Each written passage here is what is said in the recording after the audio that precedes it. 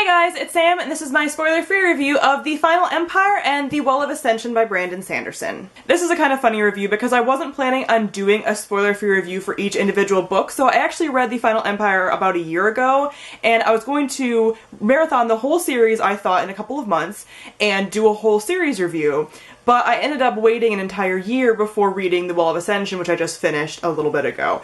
So I want to talk about The Well of Ascension and gush about it, obviously, but I don't feel like I can do a gush without also doing a review that's spoiler-free for the series a little bit. So I kind of am mostly doing a spoiler-free review for the first book, kind of adding in a little bit of my thoughts on the second book that are also spoiler-free, and then doing kind of a gush on the first two books because I didn't plan this accordingly, and I should have just done the review of this book originally when I read it, and I didn't. And now I'm kicking myself because this is a weird dual review thing, and it doesn't feel right, but I'm doing it because I have to talk about it. The Final Empire follows a band of thieves who all have different kinds of magical abilities, kind of like an Ocean's 11 but with fantasy mixed in. They're trying to take down the Lord Ruler, who is the evil tyrannical lord that has ruled their land for over 1,000 years. As you guys know, this synopsis speaks to me on a lot of levels. We have a lot of different characters, we have criminal characters, we have a really cool magic system, and it was a fun ride when I read it over a year ago. It's a really good book. I've been talking about it since then, but I have not done my full review for it yet, so here we are. So as far as the world building in this series, I really enjoy the world and I enjoy the magic system. Brandon Sanderson is known for his magic systems. I'm a person who really enjoys them. Not everyone does, but his particular magic system I am able to follow so well, and usually I either don't care about magic systems that much, it's always nice to have a good one, but I don't care if it's explained or not. Like, I'm a person who you can just be like, hey, magic's here, and I'm like, that's cool, but having a magic system like this where it is explained is really cool, and it's a magic system that, like I said, I'm able to follow really well. Also, I really enjoy the world in here, especially in the second book. We get a lot more of the, like, political intrigue side of things. So the first book is very much about, like, the heist and everything else, and what's going on with that, and, like, overthrowing the government and all that fun stuff. And the Ocean's 11 kind of theme to it. But the second book definitely has more expansion on that, as second books do. So I really enjoyed that element of the world and just how it feels. I'm always able to really get a picture of these books in my head where I don't always have that. But with these books, I'm really able to picture the world. The series is called Mistborn. The mists are a really big part of the environment and the atmosphere, and that's a cool element too. Like, it just feels kind of like a lot of, like, Victorian steampunk movies are, where it's kind of like misty and kind of like grungy and stuff. That's kind of how the world feels to me, and I really enjoy it. It's my aesthetic. I love it. Next, I want to talk about the characters. I love the majority of the characters in this series. I really like one of the main characters in the first book especially. Kelsier is one of the main characters and he's wonderful. I love him so much.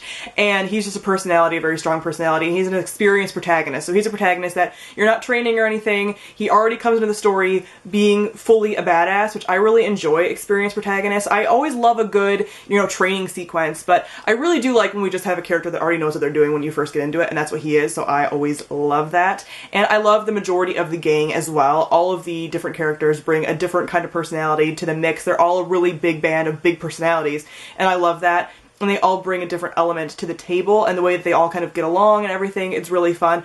A couple of the other characters I'm not as big a fan of. I feel like that's a common thread, though, with this series. There is another protagonist that I'm just not the biggest fan of. She happens to be a female character. Her name's Vin, and I like her enough. I'm neutral on her. I don't hate her, but I definitely feel like you can tell that she's a woman written by a man, and I know that I've been told that Brandon Sanderson gets better with that as series go on, and that his current series are doing way better with that, but in this book you can definitely tell that she's kind of like the image of what a guy kind of thinks a girl is, and I'm not really a huge fan of that. She does get a little better as the books go on so far, but again, she's not my favorite character. I definitely prefer a lot of the other side characters, but it really does speak to the fact that, like, the side characters are so good, and I love books that have really good side characters, and all of the characters kind of feel like protagonists in a way. You do get mostly a couple different perspectives as the actual protagonists, but even some of the side characters, you get their perspective occasionally, and I love that. So it kind of feels like all of the characters have equal footing. Lastly, I do want to talk about the plot. I think these books are very fast-paced. They are large books, but every time I read them, I'm like, oh right, I really read these books really quickly, because the next book is a over 700 page book, and I read it in like 4 days. So they definitely are quick reads, I think, and especially book one so far, out of the whole trilogy, which I haven't read the last book yet, but out of the 2 that I've read, I like the first book's plot the most, but I do enjoy the second book's plot as well, and it's definitely laying a foundation for the rest of the series and stuff, because I almost feel like it's a little bit separate from the first book. It takes place a year after the first book, so it's kind of okay that I'd had a year break, so it kind of felt more realistic when I was reading it, having the year break actually in time, but this book I felt like was more... I liked that heist element of it, and the second book, obviously you can't just continue on and on and on with all of that kind of stuff. So the second book definitely adds on to the world stuff, and like I said, political intrigue. I enjoy books with political intrigue, so I still enjoy the second book, but the second book might be a little bit slower to some people. But the ending, though. Brandon Sanderson is the king of endings. So good. The first book's ending is amazing. The second book's ending is just like mind-blowing. Like, it's crazy. So overall, I really like both of these books. I'm really looking forward to reading The Hero of Ages. I'm thinking I'm going to read it either the end of this month or the beginning of July. Really looking forward to it, and really looking forward to more Cosmere stuff. I'm officially in Brandon Sanderson's camp, and I'm very excited to read more of his books and just like analyze everything and be like one of those super fans. I'm here for it. I'm officially in the door. I wasn't sure I was going to be in the door after this book, even though I loved it, but I was like, okay, I can't really claim I'm a fan yet because I only read one book. I'm a fan now. So I obviously gave The Final Empire 5 out of 5 stars, and I gave The Well of Ascension 4 out of 5 stars, but the ending is 5 out of 5 stars. Highly recommend both of these books, and I'm really looking forward to the rest of the series. I am going to be doing, like I said at the beginning of the video, a spoilery gush video on The Final Empire as well as The Well of Ascension, although it's going to focus more on The Well of Ascension, since that's what I just read, but I'll be also including stuff from The Final Empire that is relevant and whatever. So if you've read both of these books, go ahead and check out my spoilery gush, which I will link on the screen, but no spoilers obviously for The Hero of Ages, because I'm going to read that soon, and it's going to rip my heart out. It's going to be fun. So comment down below and let me know what you thought of The Final Empire and The Well of Ascension. Thank you all for watching, and I'll see all of you guys soon. Bye!